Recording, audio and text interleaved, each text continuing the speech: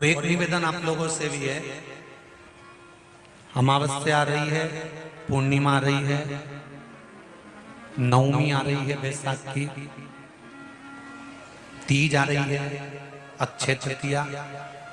सत्तू का प्रयोग अवश्य करना, करोगे ना? उसका दान अवश्य करना। कोई आए उसको थोड़ा सा सत्तू अवश्य खिलाना। 3 चीजें होती हैं सत्तू में, गेहूं, चने की दाल, जौ, इनको गलाया जाता है। रात भर गलाने के बाद इसको फिर सेका जाता है, सेक कर पिसाया जाता है, फिर उसका प्रयोग किया जाता है। महाराज चाहे फिर उसको घोल कर आप शक्कर के साथ, गुड़ के साथ, नमक के साथ, जीरे के साथ, पुदीना के साथ, जिसके साथ तुम्हें खाना है वो तुम्हारे ऊपर, पर दान करना सत्तू का जरूर है।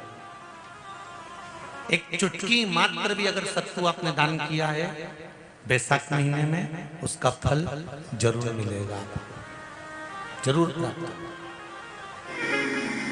बैसाख के महीने में एक पकवान बनता है शंकर जी का,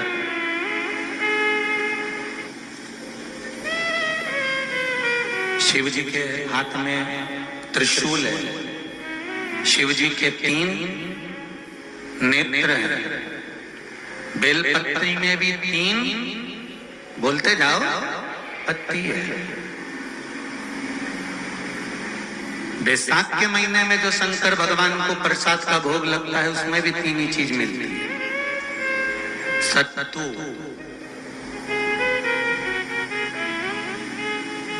कोई दूसरे महीने में बनता है? जम के तो बोलो नहीं। कब बनता है? यही बैसाख के महीने में। चने की दाल, गेहूं और जौ, इन तीनों को गलाकर सेक कर जो सत्तू तैयार होता है, इसी बैसाख के महीने में परशुराम जयंती के दिन या अमावस्या के दिन या पूर्णिमा के दिन शंकर भगवान को समर्पित होता है और भगवान विष्णु को समर्पित होता है। दुनिया के लोग कहते क्या होता है सत्तू से? सास अपनी बहू से कहती है बेटा सत्तू बना ले, थोड़ा सा सत्तू बाजार से ले आना, 10 रुपए का खरीद कर ले आना। आज सत्तू, आज अपन पूजन करेंगे सत्तू की, अक्षय तृतीया है, थोड़ा सा पूज देंगे, थोड़ा सा भगवान को भोग लगा देंगे, सत्तू का लड्डू बना लेंगे। बोलो री जी, सही है कि गलत है? बाजार में भी सत्तू मिलता है, तो बच्चे कहते हैं, बहुएं कहती हैं कौन खाएगा, काय को ला रहे हो? सत्तू का क्या काम है? पर शिव महापुराण की कथा कहती है, स्कंद पुराण की कथा कहती है, जिस समय पर बैसाख के महीने की सुंदर अमावस्या का दिन था, उस दिन माता पार्वती शंकर भगवान के लिए जब पकवान बनाने के लिए बैठी, कुछ नहीं मिला, तब माता पार्वती ने 3 अनाज को लिया, एक चना, दूसरा गेहूं और तीसरा जो, इन तीनों को भींग रहे थे उसको लेकर आए गंगा जी में से, उसको सेक कर माता ने अंगीठी पर और उसका जो सत्तू बनाकर शिव को दिया। शंकर भगवान ने कह दिया, सुन पार्वती, ये सत्तू नहीं, ये मेरी औषधि है। बैसाख के महीने में जो खाएगा वो जिंदगी भर रोएगा नहीं, शरीर से स्वस्थ होगा। अब उसको लोगों ने हंसी खेल में ले लिया, सत्तू का क्या काम, मम्मी हम नहीं खाएंगे, बड़ा पूरा।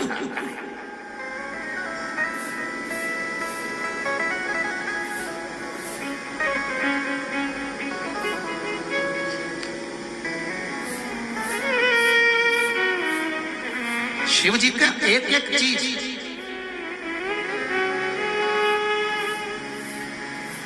बैसाख के महीने में पियो बेल। बेल मतलब समझ गए? बेल का रस। बैसाख के महीने में पियो बेल और शरीर को रखो ऑलिव बेल।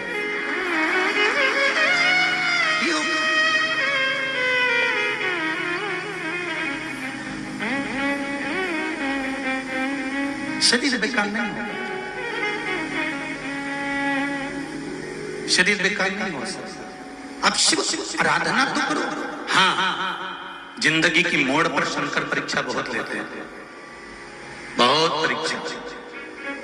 और बहुत ध्यान देना साहब, शिव महापुराण की कथा कहती है पितरों को भाग मिलता है, इसलिए पितृ तृप्त रहते हैं।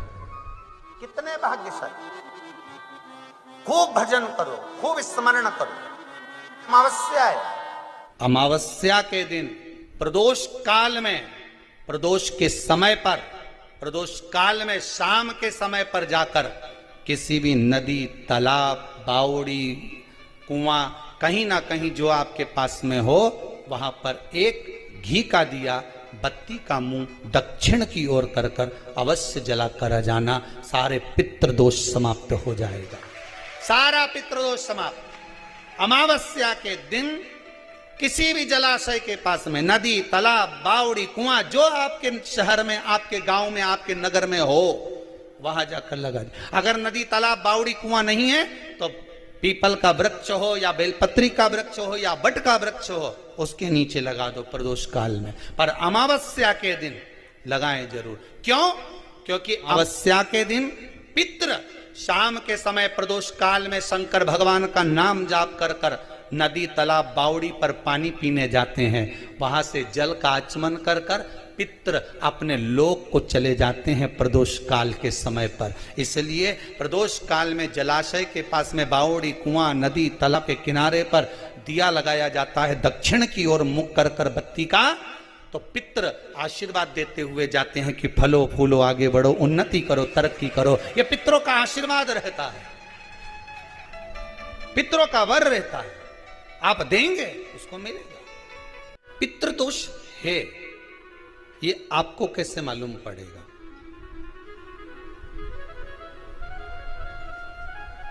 पितृ भूखे हैं, इसका तो वर्णन हमने पहले कर दिया कि रात्रि को जब आप सोने के बाद में 1-1.5 घंटे बाद अगर आपकी नींद खुल जाए, 1 घंटा 1.5 घंटा आप सो लिए, उसके बाद जो नींद खुली तो 1-1.5 घंटे तक अगर आपको नींद नहीं आ रही है, रात्रि को सोने के बाद में 1 घंटे बाद जब उठे तो आपको प्यास लग गई,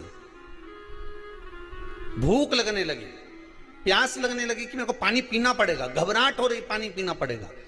1-1.5 घंटे सोने के बाद अचानक नींद खुले और आपको प्यास लगे, समझ लेना आपके पितृ भूखे हैं और प्यास है।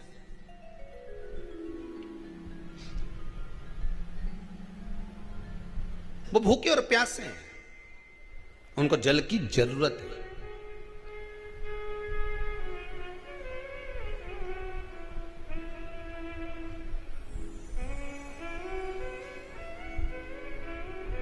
किसी भी नदी में, सरोवर में, कुंड में, बावड़ी में, तालाब में, आप तीर्थ में जाकर जब स्नान करते हैं तो स्नान करने के बाद एक काम का नियम बना लो कि अपने हाथ की अंजलि में जल लेकर अपने पूर्वजों को देना है। प्यासे रहते हैं, भाग मांगते हैं।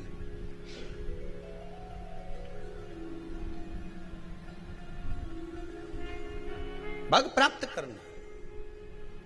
3 वृक्ष पितरों के तुल्य हैं। पहला पीपल, दूसरा बट वृक्ष, तीसरा बेलपत्र का वृक्ष। ये पितरों के तुल्य हैं। अगर आपको रात्रि में नींद नहीं आ रही है, ऐसा लगता है कि रात्रि को 1 घंटा 1.5 घंटा सोने के बाद कुछ गलत गलत विचार आने लगते हैं, नींद सुबह 3 बजे तक, 4 बजे तक नहीं आती, 4 बजे के बाद फिर नींद आती है, तो एक प्रैक्टिकल जरूर कर कर देखना। एक प्रैक्टिकल करने में क्या जाता है, प्रयास करने में क्या कुछ जाता है क्या?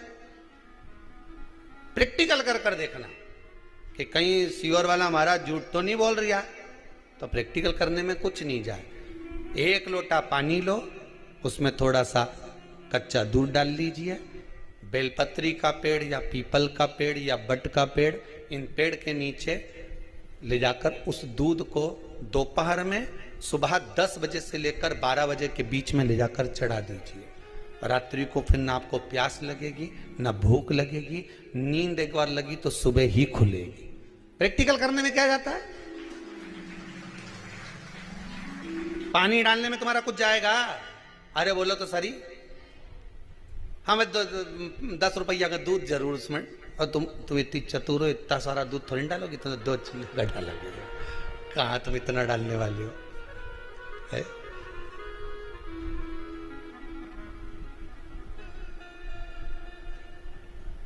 प्रैक्टिकल करने में क्या जाता है, कुछ भी नहीं बिगड़ेगा। ये तो बस जल डालोगे तुम्हारा ही कुछ अच्छा हो सकता है, बाबा की कृपा है।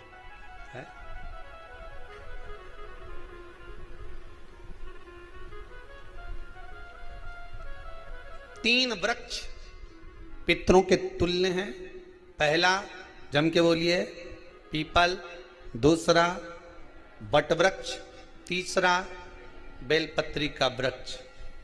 तीन पीपल के वृक्ष में 52,000 ब्राह्मण एक साथ निवास करते हैं, इसलिए पितृतुल्य है। बट वृक्ष ब्रह्मा जी के मस्तक से बना, इसलिए पितृतुल्य है। और बेलपत्री का वृक्ष माता पार्वती जी के अश्रु से बना। जब आंसू गिरे थे माता जगत जननी जगदम्बा पार्वती के, उस समय पर पितृलोक में हलचल उत्पन्न हो गई थी। हमारी नातिन की आंख में आंसू कैसे आ गए? मैनावती की पुत्री है,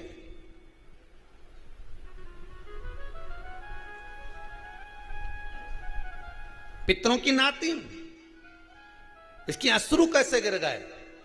पार्वती जी ने कहा, यह आंसू नहीं, मेरा पुण्य भाग प्रकट करती हूं बेलपत्री के रूप में। तो पितरों ने वर दिया था कि यह बेलपत्री का वृक्ष हमारा आशीर्वाद है, इसके नीचे अगर कोई दीप लगाता है, शिव को स्पर्श कर चढ़ाता है, उसके पितरों की शांति होगी। हम स्वयं उसको आशीर्वाद देने के लिए पधारेंगे। बेलपत्र का वृक्ष पितृतुल्य।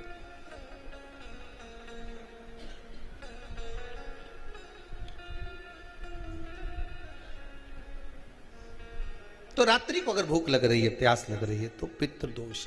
दूसरा पितृदोष का लक्षण बताया, घर में कोई शुभ कार्य ना हो, वंश की वृद्धि ना हो। 1 रुपये कमाओ, 1.25 रुपये खर्च हो रहे हैं, पैसा 10 जगह से कमाई आ रही है पर घर में टिक नहीं पा रही है, आया गया, पितृदोष।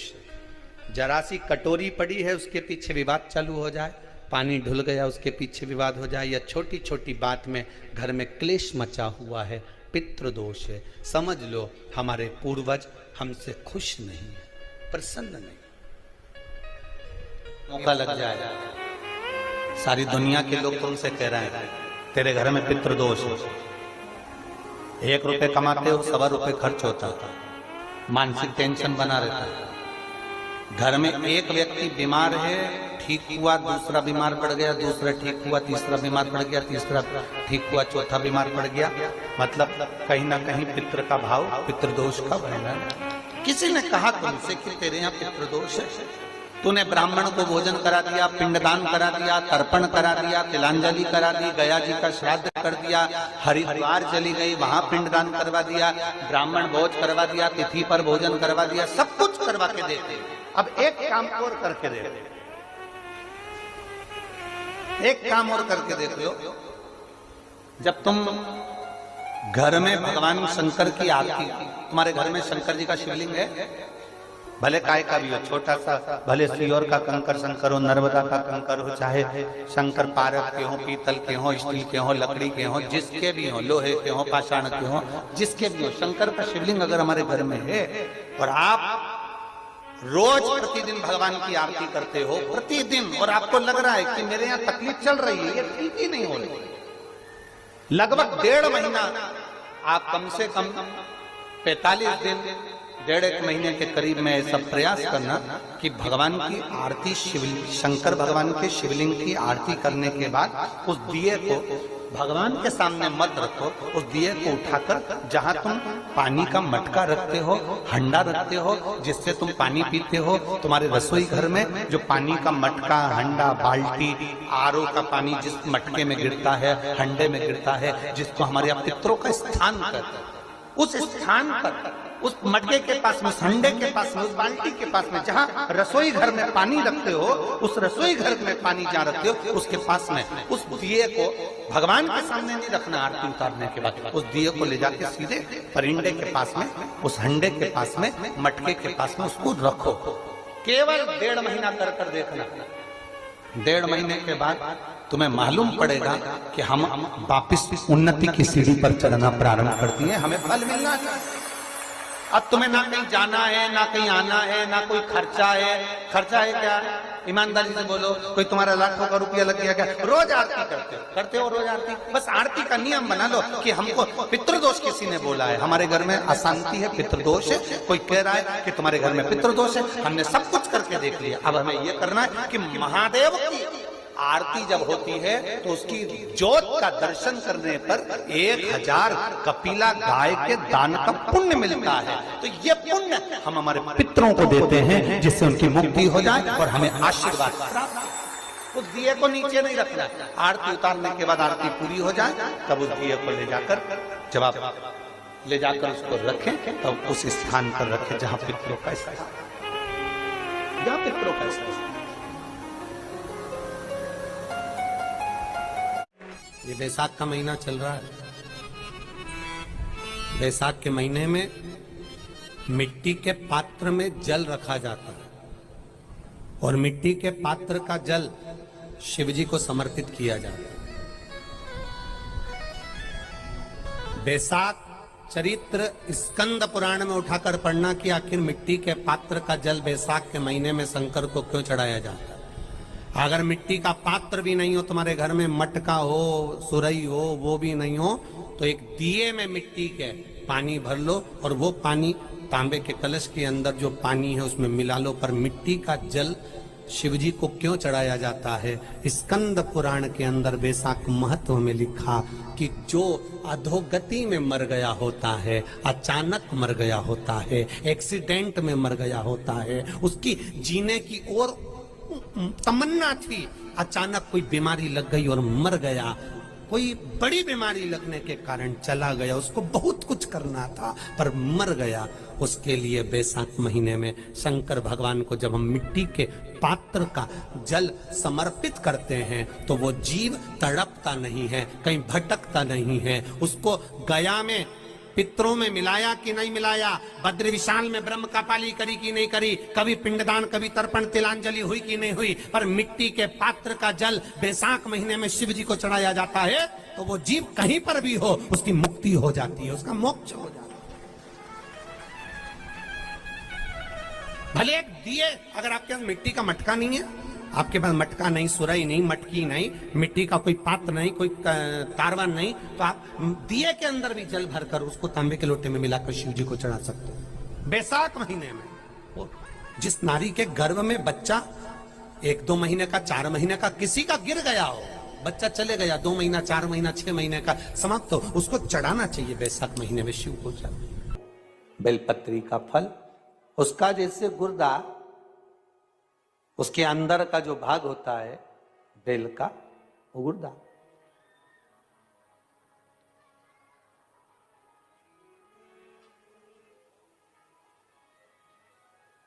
उसको अग्नि में जलाकर उसकी भस्म तैयार कर छान कर जब आपके यहां विद्वान ब्राह्मण शिव जी का अभिषेक कराते हैं, पूजन कराते हैं, तो उसमें लिखते हैं पूजन के साहित्य में बेलपत्री, धतूरा, दुर्वा, ये उसमें नीचे लिखेंगे भस्म। लिखते कि नहीं लिखते? लिखते हैं ना, भस्म अभिषेक में चाहिए रहती। तब उस भस्म का थोड़ा सा भी भाग आप अगर शिव को समर्पित कर रहे हो तो ये जान लें कि शंकर मनवांछित फल प्रदान कर रहे हैं, शिव फल प्रदान कर रहे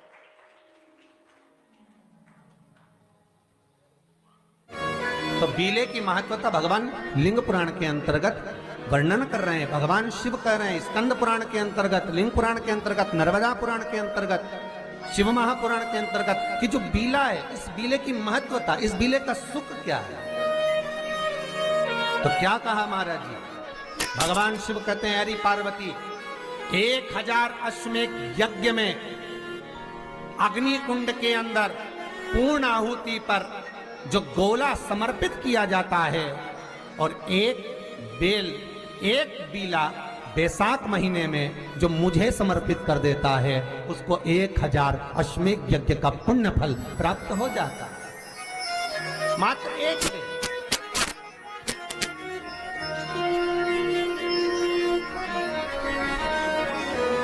बहुत अच्छे से समझना महाराज, फिर समझ लीजिए। केवल सारे शिवलिंग में एक नर्मदेश्वर महादेव ऐसे होते हैं जिन पर कुछ भी चढ़ाओगे तुम खा सकते हो। भगवान को अगर भोग लगाया तो तुमने खा लिया। भगवान के शिवलिंग को अगर कोई वस्तु टच हो गई तो तुम पा सकते हो। मिठाई हो, चूरमा हो, लड्डू हो, पेड़ा हो, गुलाब जामुन हो, इमरती, भजिया, पकौड़ा, फल फ्रूट जो भी होगा वो पा सकते हो। पर नर्मदेश्वर शिवलिंग को छोड़कर शिव महापुराण के अंतर्गत विद्धेश्वर संहिता में लिखा हुआ है कि बाकी के जितने शिवलिंग होंगे उसको अगर कोई वस्तु टच हो गई तो वो खाने के लायक नहीं रहती, वो सांसारिक मनुष्य नहीं खा सकता। शंकर के मंदिर का प्रसाद संसार का मनुष्य उसको ग्रहण नहीं कर सकता। उसको केवल बैरागी, त्यागी, जिसने घर छोड़ दिया, परिवार छोड़ दिया, अपने कुटुंब कबीले को छोड़ दिया, केवल वही पा सकता है। ये शिव महापुराण की विद्धेश्वर संहिता कर रही है। आज के महीने में पीला चंदन को घिसकर थोड़ा सा उसमें गुलाब की पत्ती का रस डाला या गुलाब का इत्र डाला या गुलाब जल डाला, घिसने के बाद वही चंदन बेलपत्री के वृक्ष के नीचे त्रिपुंड लगाने पर उसी त्रिपुंड की उंगलियां शंकर भगवान की शिवलिंग पर लगाने, उसी उंगलियों को लाकर जो दमे का मरीज होता है, जिसको थोड़ा चलने पर सांस फूल जाती हो, दम भर जाता हो, श्वास बहुत ऊंची नीची होती हो, दम भरा रहा हो, दम ऊपर नीचे हो रहा हो, तो उसके हृदय पक्ष स्थल पर लगा देने पर और एक कंठ के भाग में लगा देने पर, महाराज यही बैसाख के महीने में कर देने पर उसको फिर धीरे धीरे दम भरना बंद हो जाती है, श्वास का मरीज धीरे धीरे ठीक होने लगता है। ये दम के मरीज के लिए शंभु आप जब करोगे स्वयं स्वतः के लिए तो वो सुख आएगा। एक बात कहें तो जरा अच्छे से सुनना। बेटा अगर गलत मार्ग पर जा रहा है, बेटी अगर गलत मार्ग पर जा रही है, बच्चे अगर गलत मार्ग पर जा रहे हैं, घर का कोई सदस्य कहीं मदिरापान में, कहीं वेश्यावृत्ति में, कहीं जुए में, कहीं मांसाहार में, कहीं डब्बा में, कहीं आदि गलत मार्ग पर पड़ रहा है, जुआ खेलने बैठा है, पत्ते खेलने बैठा है, कुछ गलत काम करने बैठ रहा है, और तुमको थोड़ी सी भी भनक लग जाए, थोड़ी सी भी भनक लग जाए कि ये व्यक्ति गलत मार्ग पर जा रहा है, समझना।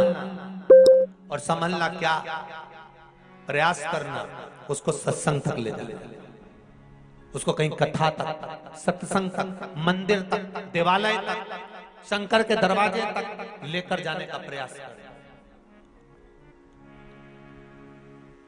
गलत मार्ग पर चलने वाला व्यक्ति अगर शंकर भगवान पर एक लोटा जल, मात्र थोड़ा सा इत्र डालकर, कोई भी इत्र जो तुम्हारे पास में हो वो डालकर, अगर इत्र भी ना मिले तो किसी फूल की पंखड़ी को डालकर शिव को समर्पित करने लगता है, महीना भर लगता है, उसका मार्ग विभाजन हो जाता है, गलत मार्ग से सतमार्ग की ओर चले जाता है।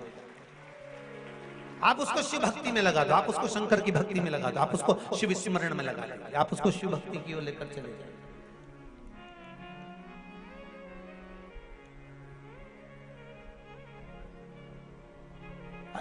जितने प्रयोग बताए जाते हैं, जितने यहाँ से उपाय बताए जाते हैं, ये उपाय, ये प्रयोग, ये सारे जो प्रयोग हैं, उपाय हैं, ये ध्यान देना, ये दूसरों से कराने के नहीं, अपन को खुद को करना पड़ते हैं। जो गलत मार्ग पर चल रहा है तो वो खुद करे। कई माताएं पूछती है, गुरुजी महाराज छोरा तो कहीं नहीं करेगा, तो मैं कर लूं कहीं?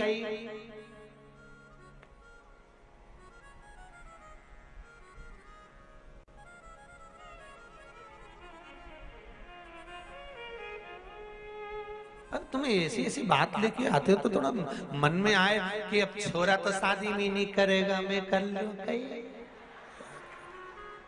ऐसी बात करो तो सोचना पड़ेगा।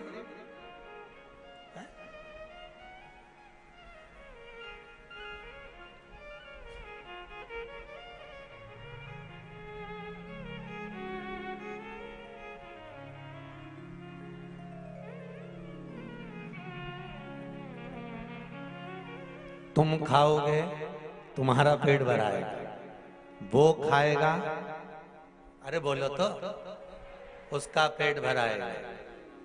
पेट जिसका दुख है, गोली भी उसी को खाना है। कष्ट जिसको हो, केवल आप बता दो कि ये गलत है, ये सही है, ये ऐसा है, वैसा है, फिर आगे उसको निभाना।